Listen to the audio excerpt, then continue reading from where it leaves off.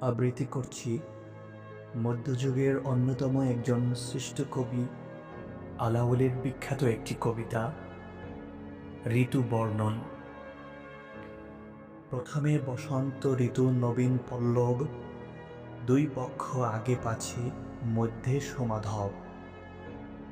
মলয়া সমীর হইলা কামের পদাতি, মুকলিত কইল তবে বৃক্ষ বনস্পতি।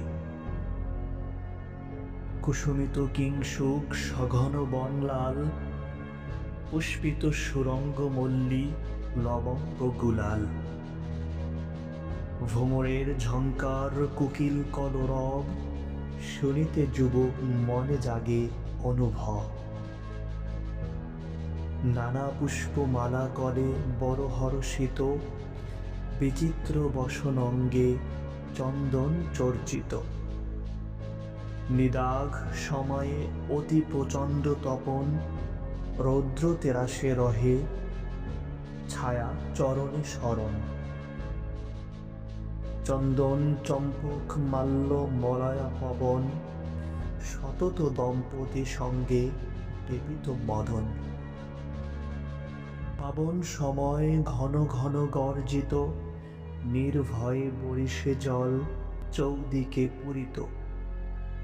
ঘোর শব্দে কৈলাসে মল্লার রাগ গায়ে, দাদুরি শিখিনী রব অতি মন ভায়ে। কীটকুল রব পুনি ঝঙ্কারে ঝঙ্কারে, শুনিতে যুবক চিত্ত হরষিত ডরে। আইল শারদ ঋতু নির্মল আকাশে, দোলায় চামর কেশ কুসুম বিকাশে। নবীন খঞ্জন দেখি বড় হি কৌতুক, উপজিত যামিনী দাম্পতি মনে সুখ।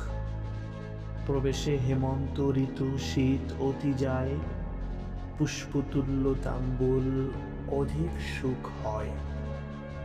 শীতের তরাসে রবি তুরিতে লুকায়, অতি দীর্ঘ সুখ নিশি পলকে পোহায়।